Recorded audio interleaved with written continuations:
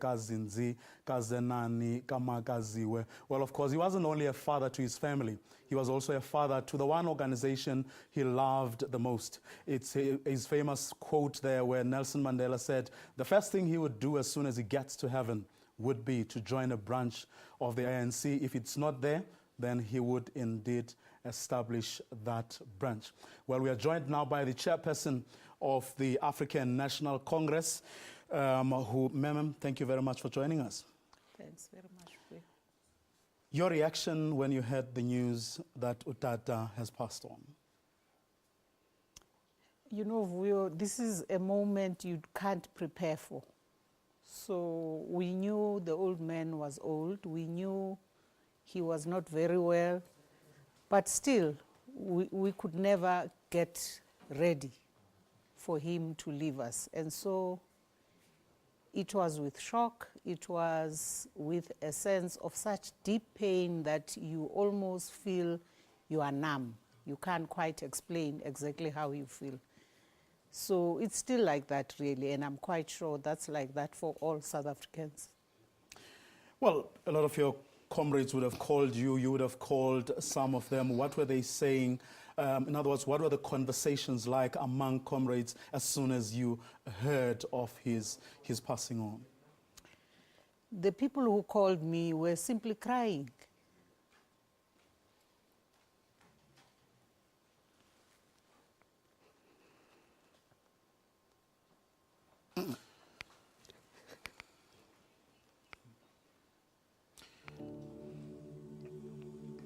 Chairperson, if you could perhaps take us back to your very first encounter with Utata at a personal level. Can you remember that moment? Actually, I can't. Those were very busy days. They were days full of awe because many of us who had just come back from exile were meeting our leaders for the first time. And these were people you only read about. These were people you only had information on secondhand from other people. These were people we sang about. These were people we talked about all over the world, telling the world to free him. A lot of people have spoken about how it feels to be in the company of Nelson Mandela, the awe that they feel in his company. Was that how you felt also when you were with him? Madiba had a way of making you feel relaxed immediately. And for me, what he immediately did was to take the place of my father, whom he knew personally. And he actually started telling me a lot of things I didn't know about my father. And he just started to relate to me like we had known each other throughout my life. So Madiba was that type of person. But the other thing about him was that he made us younger ones feel that they, the older generation of leaders who had just come out of prison, were listening to us. Those were days also of a lot of discussion, a lot of argument about issues that were very much in our minds as the Women's League in particular at that time. And Madiba would listen very, very carefully to everything that we said. And I never forget that, because you would have expected a person of his generation who had suffered what he had already suffered, both before and after he had gone to prison, and that you would have thought that maybe a person of the generation I come from would not have said anything that he had not heard before. But Madiba made you feel that he was listening very carefully to everything you said, and therefore encouraged you to take your place in terms of leadership, because obviously they, the older generation, were going to be vacating those positions, and it was very important for them to prepare the younger generations to take over and to take the ANC and the country forward. How would the ANC like Madiba to be remembered? Madiba must be remembered as a man who loved peace, who loved his people, but who also accommodated everybody else, including those that he disagreed with.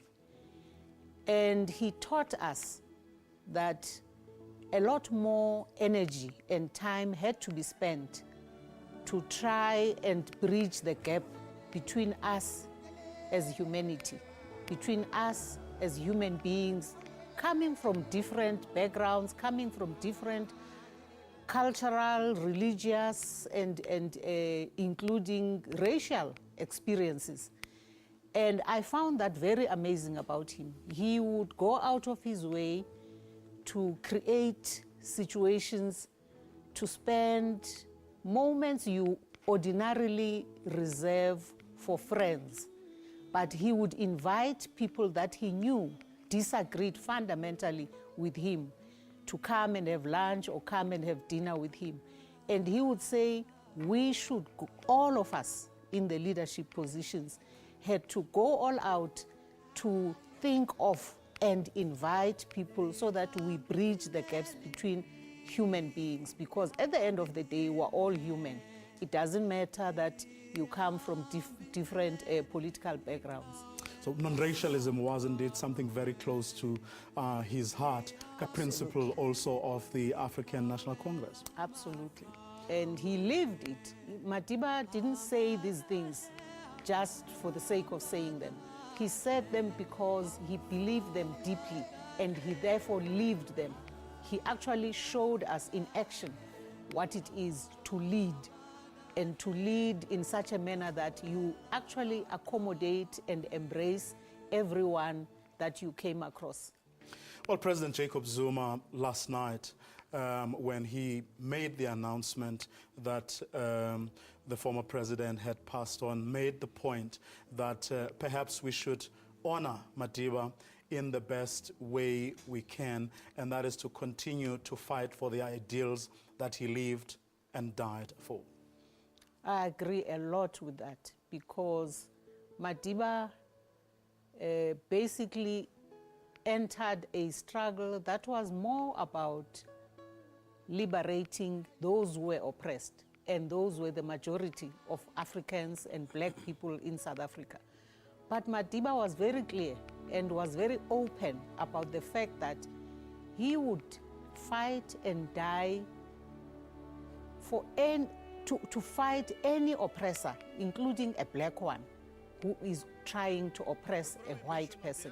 And therefore, his understanding of his responsibility as a leader was much, much deeper than a lot of people would ordinarily think or feel or practice. Now, over the next week, maybe 10 days, there's going to be a lot of conversations around Nelson Mandela's legacy. Now, apart from non-racialism, which he lived and took as seriously, perhaps more seriously than he took anything else, what for you would you say is the single most important thing that Nelson Mandela would be leaving us with? If there was one trait that belonged to Nelson Mandela, that which perhaps we should all teach our children and say, whatever you do, my child, remember this quality that Nelson Mandela displayed, and this is the one quality that will perhaps unite our nation and take us where Nelson Mandela would have wanted us to go. What would that quality be? For me, it is the quality to be able to listen to those that you don't agree with. Because for me, that's a single most important quality for purposes of uniting humanity. To be able to listen to another person who you know already is coming with a different idea from yours. But just to be able to listen and give them the space of the possibility of persuading you.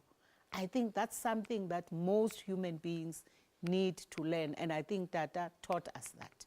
And it is something that I saw also in the institution of parliament, where you start off knowing that we don't agree. The very fact that we have different political origins already indicates that we don't agree. But for you to know that you are there to be able to be persuaded as much as you would like to persuade others, and therefore that means you need to listen. Because if you don't listen to the next person, then you won't be able to be persuaded. And Madiba always made room to be persuaded. A rhetorical question, perhaps. Where do you think this country would be today if Nelson Mandela hadn't been with us, hadn't lived among us, hadn't been the country's first democratically elected president? I think there would have been other people, not of the same character, stature, and maybe the way he carried himself. You know, with Madiba, there's always that royalty, that air of someone of royal origins. But there were many people he himself worked with, that he grew up with in politics, with whom he learned things, and he always never hesitated to point out that he was part of a collective that had made him who he was. So I have no doubt that another person would have emerged from within the collective and the multitudes of people that have led this society, have led our struggle, have led the organization that he belonged to, the African National Congress.